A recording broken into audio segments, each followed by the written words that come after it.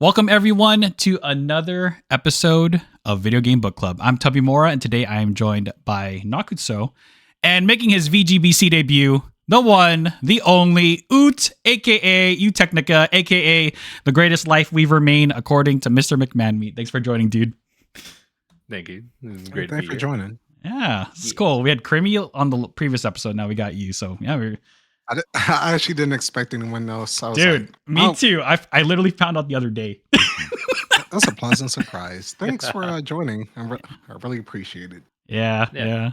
Just and again, anyone else who's interested, it's open if you ever want to join. So yeah, it's pretty cool. Thanks for coming, man. This time around, we're going to be talking about Tekken 8. This game was nominated by Nakuso, and it was selected on the Wheel of Mystery with a 200 out of 315 chance, or 63.5% chance of winning. Tekken 8 was developed by Bandai Namco Studios, published by Bandai Namco Entertainment, and was originally released on January 26th, 2024 for PS5, Xbox Series X and S, and PC. On Tekken's 8 Steam page, it reads, quote, "Get ready for the next chapter in the legendary fighting game franchise, Tekken 8. Completely redesigned character visuals, elaborate, highly detailed models built from the ground, and high-fidelity graphics break the limits of new generation hardware by adding a new weight and atmosphere to Tekken's signature battles. Vivid environments and destructible stages combine to create an overwhelming sense of immersion, creating the ultimate play experience." But that's how the website describes the game. How would everyone here describe the game? And the order presenting will be Tabimura, Nakuso, and Oot. And please be advised, there may be spoilers ahead. With that said, let's get started. Question 1. Describe the game in one sentence. So for me, how I would describe Tekken 8, beating up your dad again and again and again and again. You know, really, you just really got to beat him up and try to get that Super Smash Brothers roster slot. That's how I'd describe the game. I think it's pretty accurate. But what about you, Noxa? How'd you describe the game? I describe the game as, if you believe in your friends, you too can become creamy. You too can become creamy. You too can become a one-winged angel. Also a Smash reference. Go back. I like it. Because, you know, Sephiroth came from Smash. Oh, 100%. So did Kazuya. I can't believe it, dude. How about you, Ood? How to describe it is a tale kind of at old as time, a biblical story about a father versus son versus brother, where you as Jim Kazan fight your inner demons and overcome your fears. You fight your half-brother demon and restore peace to the world. How come it sounded like a bunch of question marks? You weren't even sure. Because I wasn't sure. It's like I said, this is my first time playing it, and those like introductory little cutscenes for all the other Tekken games weren't very clear if I was like me or brother or clone. I don't know, so I said maybe brother. Oh yeah, it's just a story about sons beating up fathers. That's the whole series, basically. And then it's tradition when you beat up your father, you gotta throw him off a cliff. Yeah. That's what I saw a lot of cliffs. All right, I like it. All right, let's move on to question 2. What platform did you play the game on? And let's see, how many hours did it take you to finish the game? And briefly describe your playstyle towards the game. So I played the game on Steam. It was gifted by my boy Noxo. Thank you again, Noxo, for the game. It took around 8 to 9 hours, and this was focusing on the completion criteria for VGBC, which was the main story, The Dark Awakens, Arcade Quest, and playing 5 online games. That took around 8 to 9 hours. The characters I mostly played were Jin, because I was forced to because of the plot. Martial Law, played a lot of him. Love Bruce Lee. And for some reason, the character I ended up having the most playtime with was Zhao Yu. I don't know how that happened. I think it's when Noxo told me that I have to stick with one character, I just had a lot of playtime with her, so I just ended up using her a lot in Arcade Quest. I did try out all the other characters as well. I really liked Leroy and his Wing Chun fighting style. If I had known that, I probably would have focused more attention on playing him. But overall, it was pretty fun. And I also, just for myself, because I really enjoy the little cutscenes that they have, I did the character episodes for both Martial Law and Paul just to see what their endgame cutscene would look like. And of course, it did not disappoint. They are definitely the one of the comedic duos in the game. And spoiler alert, when Law wins the Iron Fist tournament and he inherits like all the financial monies of the Mishima Zaibatsu, he also inherits like all the financial debt as well. And it turns out war can be pretty expensive. And now I understand why Law hates rich people, because when he sees the final bill, he actually dies of a heart attack because of how expensive the entire war costed the Mishima Zaibatsu. And yeah, at the end of the cutscene, Paul watches as Law's soul leaves his body, and it's just like the funniest thing. So I understand the meme knock. So because when he told it to me, I was like, "What do you mean? Wait, he hates rich people?" So he just repeats it over and over after every fight. Now I get it. Now I understand. But that's for me. That was my experience with the game. What about you, Noxo? I played a little bit of everything. Of course, I went through the main story arcade quest, and I also did versus Tekken Ball and online. It was a blast just to play through all the modes. I also did the character stories like you. I actually did it for June because that was like one thing you unlock after the main story, and that actually talks about what happened after Tekken 3. Okay. And then I also played Asuka's and Reina's, and then I also, you had to meme it up and play a beer. So I also did Kuma's.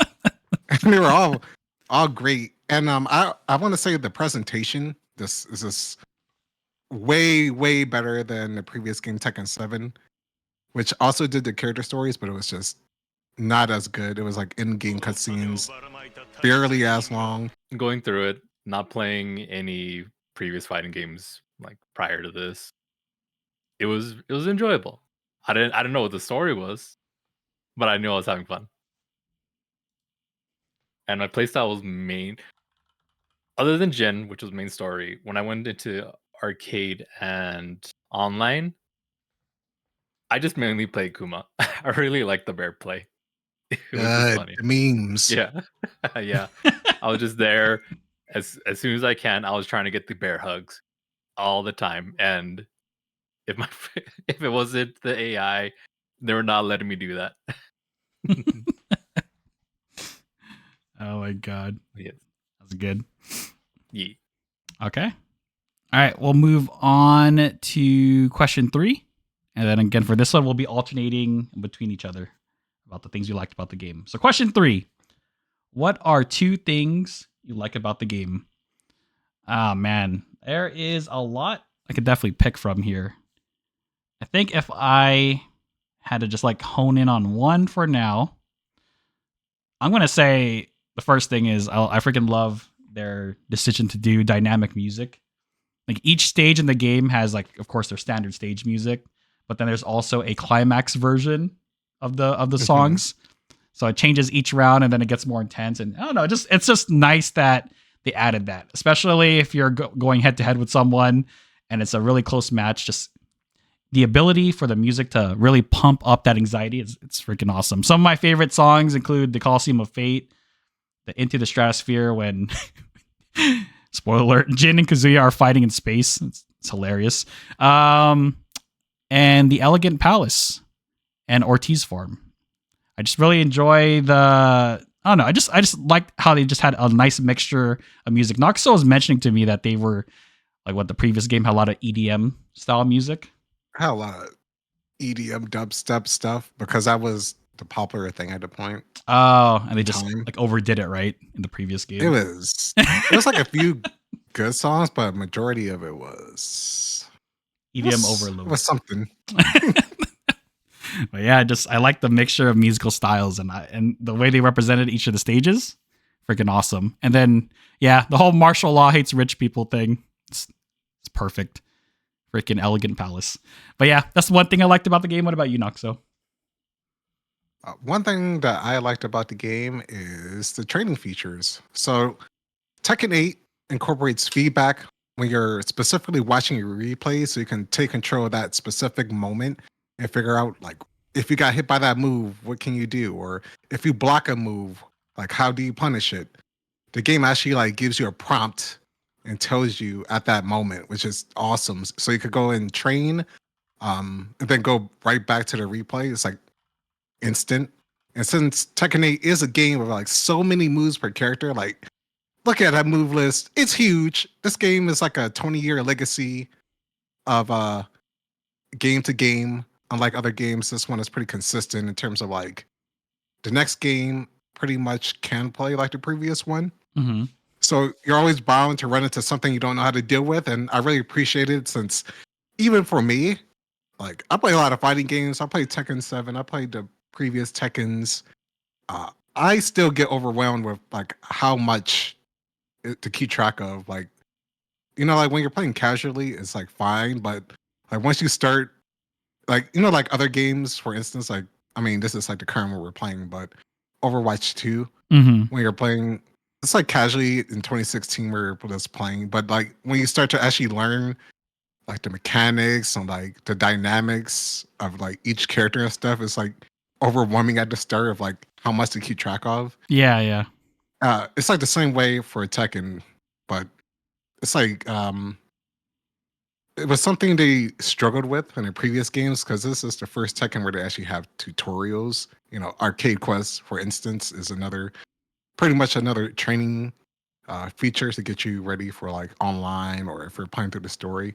So just the way that the training mode is laid out, being able to go in and each move, this is kind of crazy. Specifically in training mode, each move that you do or you have your AI opponent do against you, it actually tells you how to fight against it, which is kind of crazy with how many moves are in the game, like 1,000. Yeah. So that is insane that it does that while also giving you main techniques, which is like a short move list that you can start out with, so you don't get overwhelmed. And even for me, I used a lot of this stuff, and it was really helpful. And I'm glad that they incorporated stuff like this because being able to take control of that specific moment from your replays, whether it's offline or online, against an opponent, it's just awesome. And I wish other games. Yeah. And I was like, man, I want this in every fighting game from now on. A lot of work went into that, though. So props to Bandai Namco for putting that in. Okay. How about you, Oot? And you can go, Oot. I am done. All right. One thing I really enjoyed my time playing was in the story. I really like, although it's like a wide cast of characters that speak multi language. I just found that very interesting and enjoyable to just hear them speak in their natural language, and then they're all understand each other. I found that to be like kind of cool. That's You the don't meme. see it, yeah. You don't see it a lot, and just how like each character has their own quirks, their own like little things that make them interesting. Oh my god! But yeah, The personality traits. Yeah, yeah. Everyone, they either people going like cookie cutter, Yeah. but for them, they're kind of cookie cutter, but they're just like all cookies right there. Like over the top cookies. Yeah, over the top cookies. I'm not gonna lie, the Mexican with the with the line that's only speaking in roar. I was like, okay. She really wants you to try her coffee. Mm-hmm. The Peruvian. Yeah, the Peruvian. Azucena. Peruvian Yeah. coffee. All it was coffee lines, and I was like, okay. I see how it is, and I loved it. And this is the first game, right, Nox? So she's in too. Yeah. Really? Okay, that's interesting. Who's the other person? Reina. Okay. Yeah, just freaking Peruvian coffee maker. It's great. Mm-hmm. Yeah. Okay. Let's see here. The second thing I liked about the game. I mean, this is probably a weird pick, just because it's so specific. But chapter 10, like I didn't quite understand what Nakaso meant by, oh yeah, that's probably one of the greatest chapters of all time. I thought he was just memeing it up.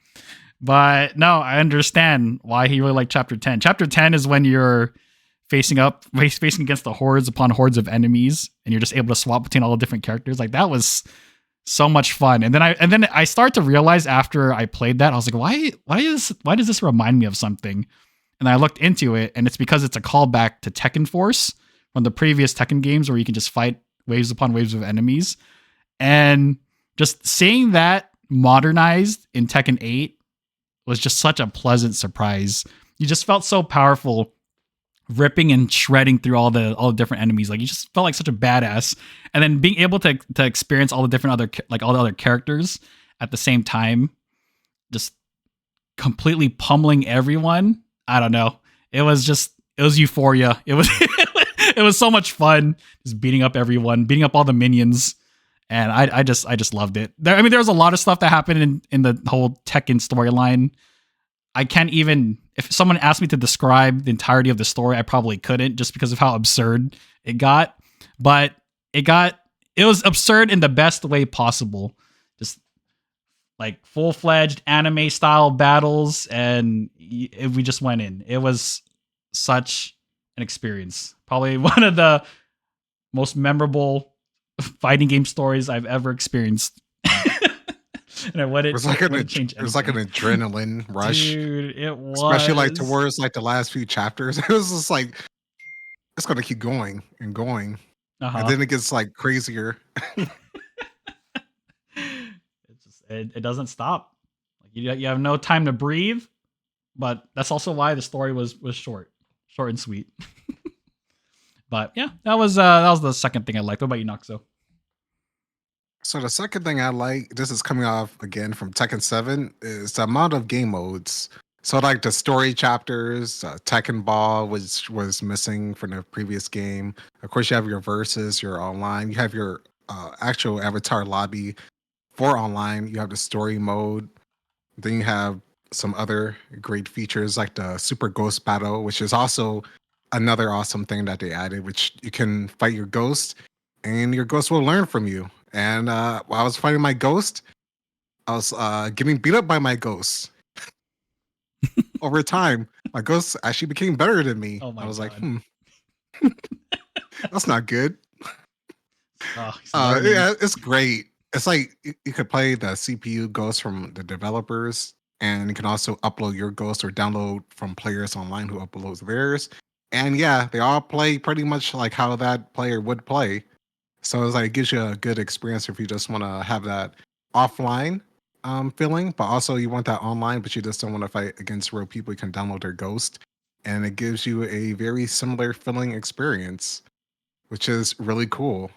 The closest thing is like Shadow Mode from Killer Instinct. It also did something like this. It then also Smash Brothers with their amiibos and being able to train them. But this is like a bit more advanced than I would say the amiibos of how they learn. Because they'll start doing like they'll start memeing. I was like, wait a second. That's what I was doing. I'm the one that teabags like after every kill. I was like, what the heck? Yeah, they will actually do that. It's great. Just the amount of content in this game coming from Tekken 7 is like astronomical. How much stuff you can do, and I'm really glad that they stepped it up. So for me, it is the amount of content with the game modes. Okay. Nice. And for me, mine is just gonna be short and sweet. I really like the bear, Kuma. As soon as I played him in the story mode, it's kind of a joke. As soon as I played him, I instantly was like, oh, okay, this is who I'm gonna play.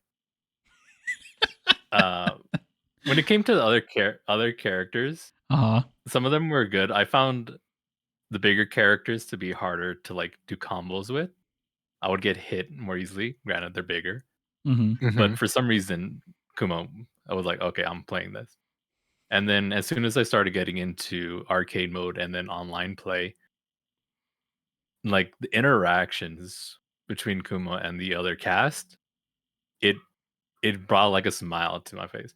When I first saw the interaction with Kuma and Panda, where he's asking her to marry him and she Yep. just rejects him, I laughed.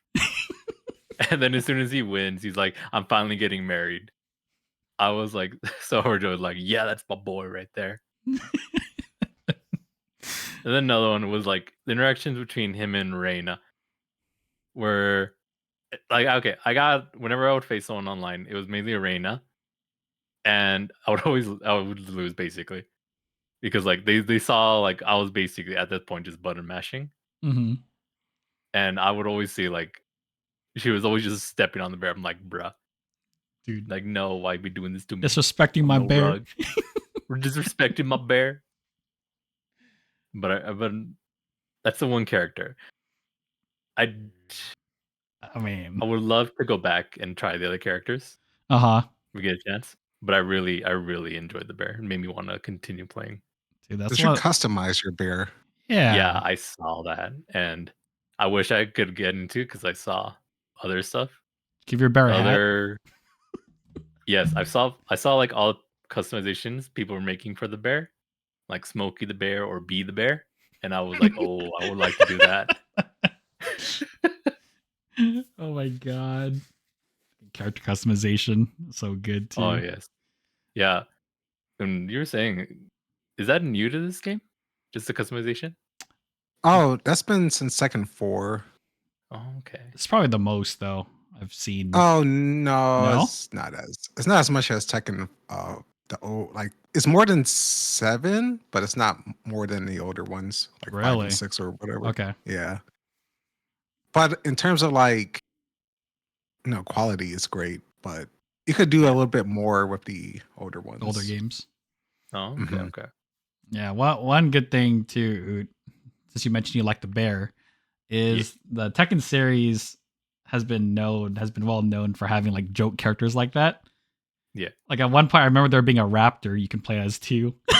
A raft? Yeah. Oh, no way.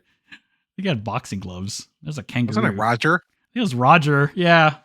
Roger's a raptor.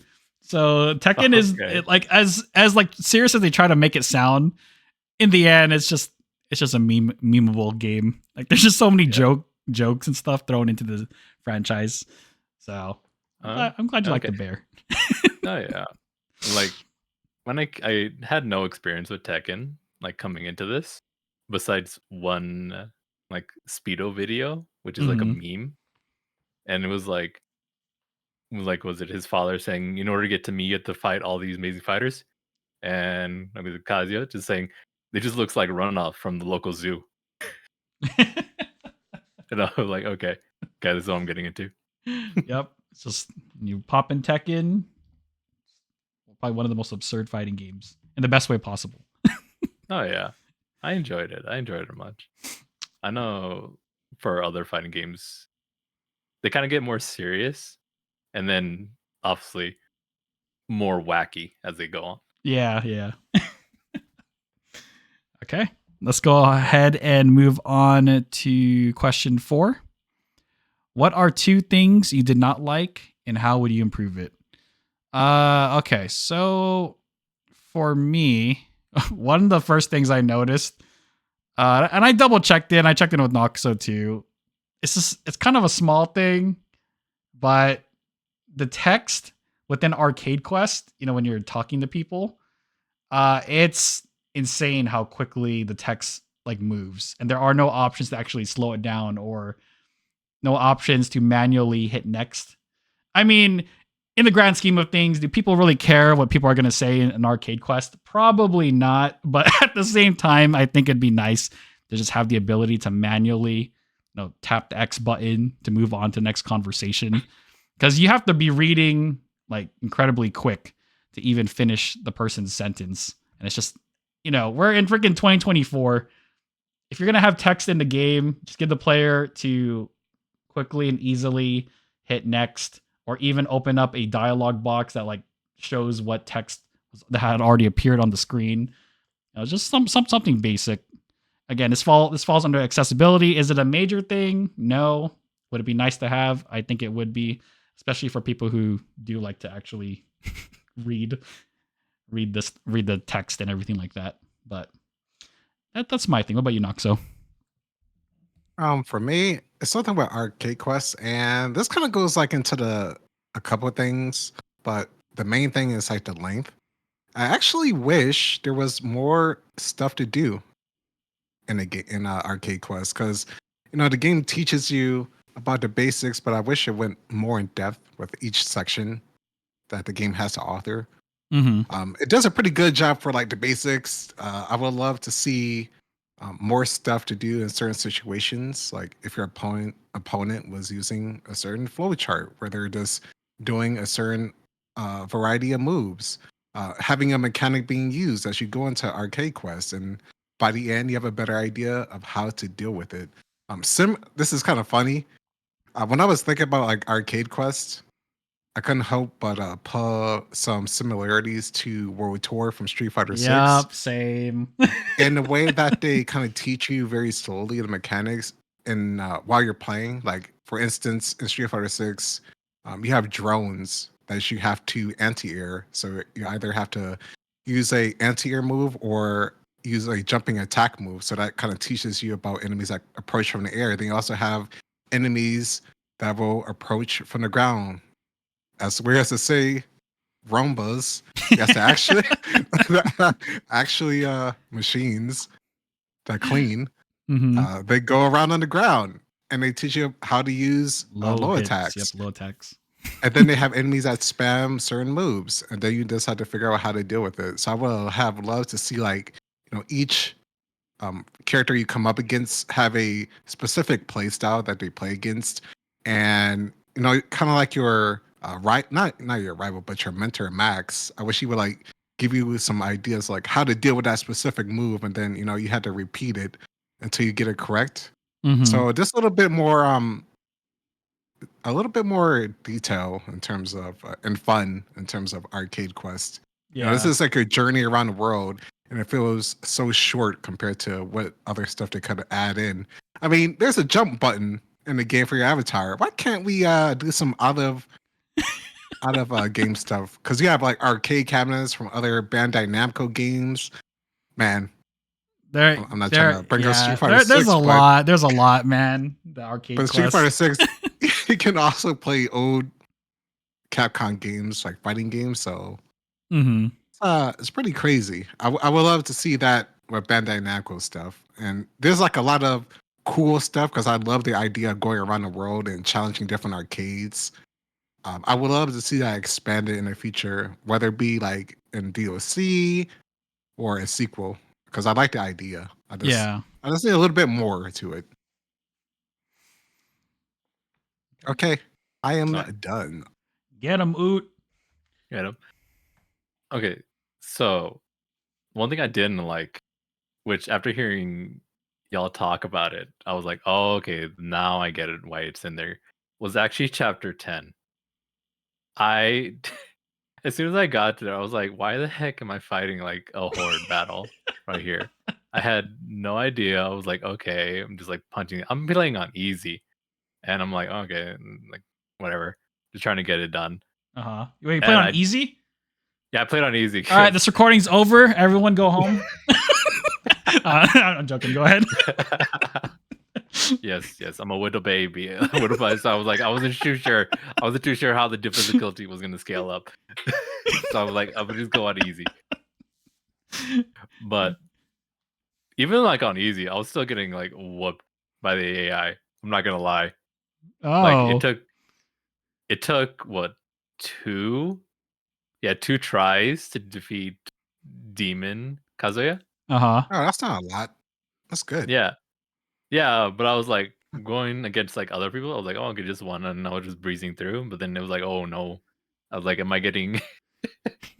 Is this where I get skill diff? I was about to get filtered. Like no, but yeah, chapter 10. I just had no idea like why that was there. I was like, oh, this is kind of weird. But hearing you guys talk about it, that it's a callback from a previous game, now I get it why it's there, and that's pretty interesting that they would make a callback like that. I know, and it's the only time it ever happens too. Yeah, I want to have no real way to improve, because like I had no idea that was from a previous game. I thought like, oh, okay, if they're gonna improve it, maybe make the movement faster so you can actually run to the enemy instead of like, casually scoot over. Like, oh, you can run. Oh, you can just run. Have to double tap. Yeah, you double tap. Yeah, you had to double tap and hold. Oot, bro, I was scooting up on the whole game to go scoot. Oot, that's one of the first things they teach you. What are you doing, man? It's gonna come back to. Let's get back to my second thing I didn't like, and I might get called out for this, but we'll come back to that right now. I'm done with my first one. Oh no! Okay, look. Every now and again, my character would run, and I was like, "Oh, I guess that was a move I did, randomly pressing buttons." I can just and I know I don't see any like footage, but I can just imagine it. Like Oot just because that field is huge, by the way. So Oot I can just imagine him just slowly inching to every single enemy. Must have taken him forever. You want to know? Like, I was playing on an Xbox controller. I was hitting right on the D-pad so many times to move. And then when they would turn around, I would have to turn around and go to the left one. Oh my god. Good meme. Dude, that is... Oh my god, I need to get some footage of what Oot's talking about. Right here. You guys, this is what Oot's talking about, by the way. So imagine Oot just slowly inching to each enemy and fighting them. Yeah, and I was like, got confused because I was trying to focus on one enemy, but then, like, of course, with the right stick, you can obviously change the cameras to different people. But I was constantly like flicking that and going to the wrong person. Oh no! It's okay, Oot. Guys. This is his first fighting game. Okay, yeah, go My first fighting game. Don't judge me. Okay. Okay. So that was a thing you did not like, but then you realized, wait a second, it's actually not that. Okay. It's okay. It happens. If it's a callback for obviously fan of the series, it's probably a good thing. And for a new person like me, it's gonna go way over my head. Well, I mean, that's how book club is too. It's a mixture of everyone's different game experiences. Okay. Let's see. The second thing I did not like and how would I improve it? Let me move through these meme answers real quick. I think the other thing I would probably change. I don't know. Maybe we'll add this in the future update, but seeing how it was in Chapter 10, I would really love to see them add Tekken Force back into an actual, like, I don't know, part of the arcade mode and have it like co-op with another player. I think it'd be just so much fun just to see how far you and a friend could get, like how many waves you can beat, and just trying to like develop strategies on how to like fight specific enemy types. I just think it would be awesome. I freaking love Tekken Force. I have a lot of fond memories of playing that specifically in the older Tekken games. I think that was Tekken 4. Tekken 4. Tekken 4, right? Is when it was first introduced. I just remember my friend and I just passing the controller back and forth after every wave, and it was just such a good time. And I wish they would bring that back into an official game mode again. Other than that, though, really, that's the only other thing I could think of. A lot of the stuff about the things to improve, I'm kind of on the fence. I'm on the same field as Nakuso regarding the arcade quest. The fact that we played Street Fighter 6 just last year and now we're here in 2024, I don't know. The arcade quest just leaves a lot more. I mean, I know it's not the same. It's not like trying to be the same, but like you could see similarities, right? Yeah. And it's just like I can't help but not compare it because we experienced it. For anyone else who's jumping into this game, it's like, oh, that's nice. But knowing that what else it could be that could be a lot more better. That's kind of the thing. But I'm just gonna end it there for the thing I did not, or the thing that I would improve. Just I would like to see more co-op arcade game modes, and I'll pass the mic over to you, Noxo. All right, so for me, there's some quality of life features I would like to see added. So, like, if you're playing online, you can see the bars, but you can't see the exact ping of the connection. So it would be nice to have that. When you're queuing for Tekken Ball, you can only do it in the arcade lobby. So, like the online lobby, you can't do it from the main menu or like set up a private game. You have to go into the online avatar lobby and go to an arcade cabinet to actually access Tekken Ball if you want to play specifically against other people online. So having something on the main menu for that, maybe a mode like Street Fighter 6 for a training mode where there's like pre-canned options for beginners, and specifically in Street Fighter 6, there is like a whole menu that you can just, it's like auto sets up different scenarios like defensive, offensive, like the mechanics that you can easily access, so you don't have to manually set it up. So for specifically a beginner, if you want a computer player to do something, and Street Fighter can kind of go through like a whole variety of different options.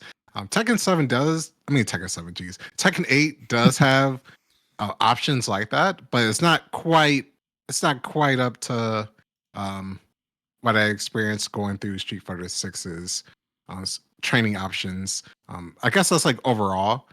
So that feature I would love to see improved. Just have it an easier way to see how to do something for a beginner. Because while the menus are a little bit more streamlined and easier to navigate than Street Fighter 6's, the amount of stuff that you can do within that training mode, especially for a beginner, and how it sets it up for like when you press start, that's like the first thing you'll see as a beginner. It'll have all the options predetermined for you, so you could go through it easily. So, and it tells you exactly, like specifically, like what each option is, like like a little detailed scenario. So, like if you have if you want to know like specifically, what does this specific word mean that you might hear, in the fighting game community, it actually tells you, and it gives you kind of like a description. So then, like when you're in the actual training mode, you have an idea of how to go about and actually start doing stuff. Kind of gives you a little bit more motivation too, especially since there's so many options to go through. So many things you can set up. It's like really overwhelming. I can imagine it being even more so for a beginner. So I would just like to see some quality of life changes like that. Again, just to reiterate, Tekken Ball, being able to queue, being able to see ping, and for arcade quests, like you said, Tubby, that text. Have some manual text. That's crazy, dude. That's insane. This is a big one, actually. One before I end it. So if you're in arcade quest, right? Yeah. And you finish the game, if you go back, and I just wanted to get like outfits, because you can unlock outfits for your actual character. Oh my god, yeah. You can't go to the cabinets anymore. You had to go up to each specific NPC and talk to them. I was like, wait a second, hold up. Am I doing so? I was like, I went to different dojos. Like maybe that's only for the beginner dojo, but no. Each place that you go to, you have to manually go up to each NPC. I don't know why you can't go back to the cabins anymore. Yeah. So that seems like something they overlooked, but yeah, that's it for me. How about you, Ood? For me, it was the combos. I understand like Tekken is a very complex fighting game, and probably for like new people to fighting games, it's probably not like the most friendly, as you say. I would say Tekken is probably the most friendly. It's the most it's the most match friendly because you do strings. Like Street Fighter, Mortal Kombat, Tubby can't even like give you his interpretation. In those games, you do links, so it's more strict in how you combo. And Tekken, you can like mash like 1, 2, 3, and 4, which is the punch, kicks, and all that. And it's like string, so each string will come out. Unlike Yeah. other games, you just like press one button and it'll do like one attack, and you had to figure out how to connect each attack. In Tekken, you can literally mash, and it'll give you different combos and strings that you can do. Like if you want to like learn the super optimized stuff, like after that, that's where it gets really difficult in Tekken. But like for like if you just mash, it's much easier. It'll typically go pretty well. And this is from after playing Street Fighter 6 and going to this game. This is a lot more easier to pick up. Really? Oh. And the fact that when you press left, I guess the left bumper or L1 on the controller, you know how it like swaps between those two cards of like recommended moves and what's the other one? Like it just allows you to. We called it when I was playing. Me and McMahon kept calling it the cheater. We called it the cheater button, aka dynamic controls, because it literally sets it so you just have to press one button repeatedly, and it will do combos for you. Oh, okay. I did not know that. But the fact that you can dynamically swap between the two mid-fight, and it also shows the other player if they're doing it too, just it's so accessible with performing combos compared to Street Fighter 6. But again, it's one of those things where you wouldn't see that unless you played other fighting games. So it's still though, Ood, it's good. It's good that you're saying this stuff because it's very interesting to hear your experience coming from someone who doesn't have a whole lot of fighting game experience. So yeah, what other things did you notice too when you were playing? When I was playing specifically in arcade mode, I saw that it was like, oh, here, like on the top bar, you would say recommended moves. Yes. When I was doing those, I could not for the life of me like get the combos right, or I did not know what certain like I guess key presses I would need because it was like one full white arrow and then a black arrow. I'm like, what does that mean? Okay. Mm-hmm. And I understand fighting games, they're obviously meant to be like with either arcade stick or like an actual cabinet. That's where they're mostly meant to be played. So putting that on controller, it might be a little more tricky. But when I usually play games that have those type of combo like in them, they would usually put you like in a training range where you would just basically be stuck there until like you get the combo right, or at least do it like X amount of times. And I feel for baby mode, which would probably be for my mode, I would like that. Yeah, I think no. The tutorial system in this game is it does tell you what the arrows mean, but it only pops up one time in arcade. No, actually, if you're in Arcade Quest, you can like go to Max and like look at the different mechanics. Mm-hmm. Okay. So like the black arrow means like you hold that, and then the white arrows means you press it quickly. So if it's like two white arrows, you double tap quickly. If it's like a white and black, you double tap and hold. So it's like that. Oh, okay. Yeah. But like I was saying, like Street Fighter 6.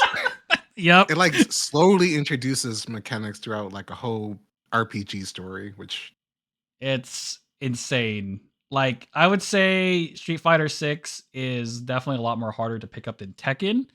But in terms of like learning the game mechanics from beginning to end, I feel like Street Fighter 6 does a tremendous job.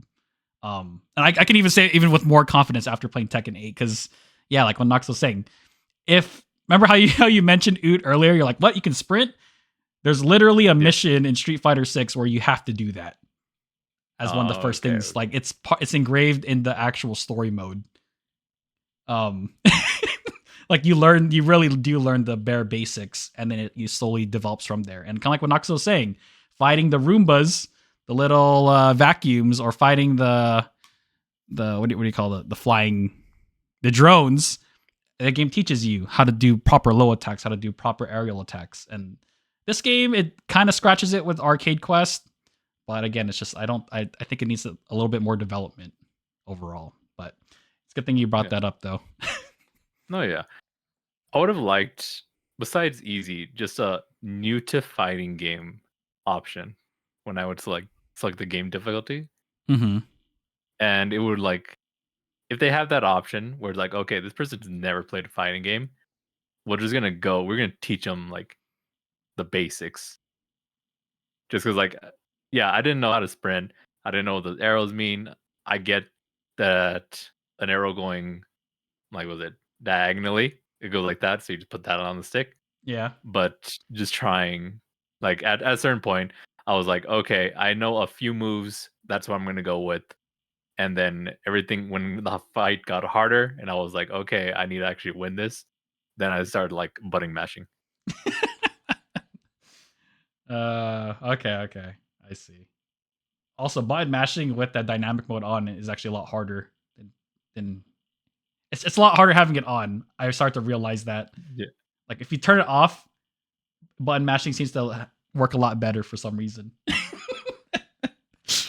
gonna be honest, I don't think I turned it on at all. Okay, then that's good. That means you weren't using their the dynamic mode then. Yeah, like when it came to me actually playing on the controller, Mm-hmm. my whole hand was basically on the right part of it. The only part that was on the left was the joystick and then the D-pad. I did not touch like the buttons or the bumpers. Oh, okay. Interesting. I like it.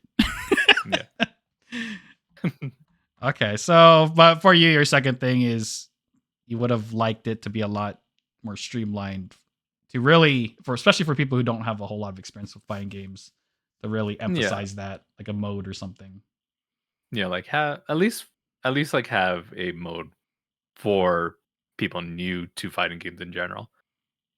Because I did enjoy it. I did enjoy it. Even though I was button mashing, I didn't understand. I wasn't like going for combos really. I did enjoy it. I wish if I I go back into it and actually put more time in, I feel like I would actually go in and actually learn combos Mm-hmm. and instead of button mashing. Because Yeah, button mashing is fun and it could get the work done if your opponent is not like, not paying attention. that's true. That's true.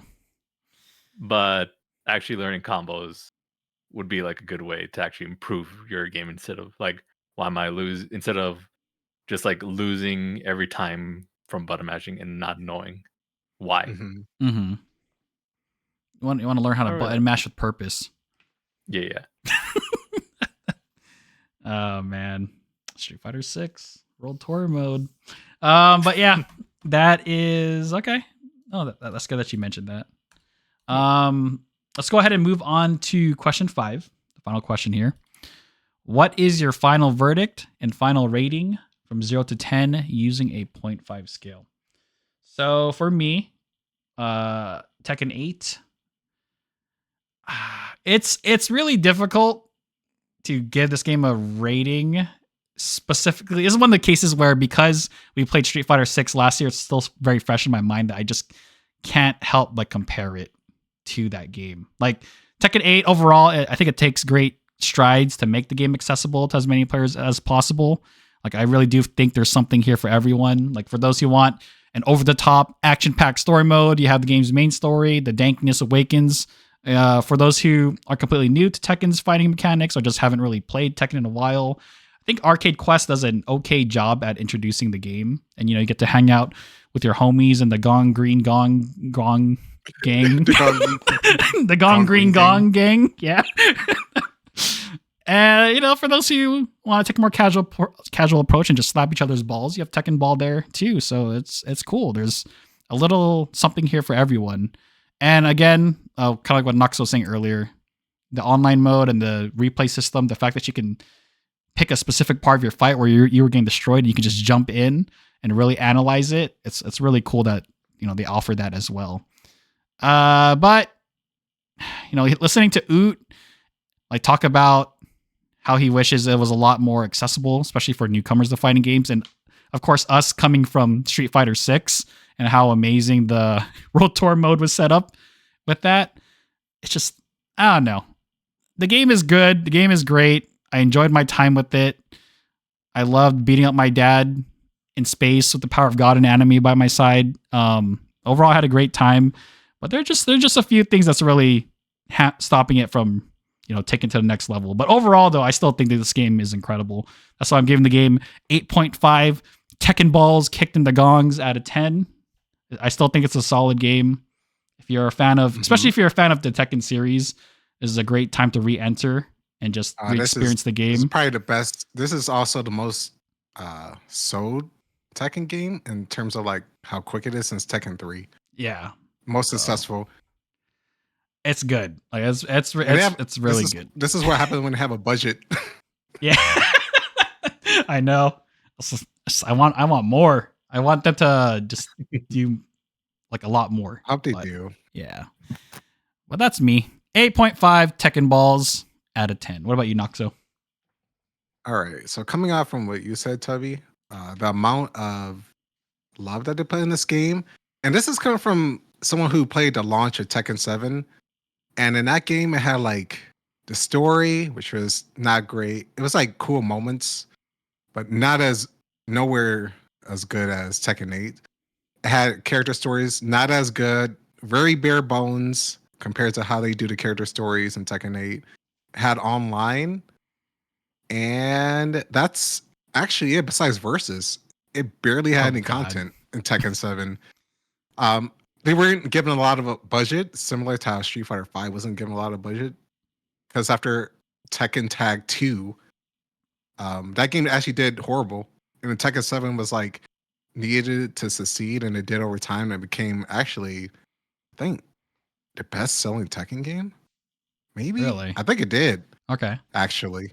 Like over time, and it became like an amazing game, and they added more modes. So for the first installment of Tekken 8 and how it released, this game still has more content than at the end of Tekken 7. So dang, that's saying something. Just kind of like how Street Fighter 6 from Street Fighter 5 had that amount of content. So this really takes the amount of content customization, like from characters and profiles and all the fun stuff that happens in the story mode, how crazy it is over time.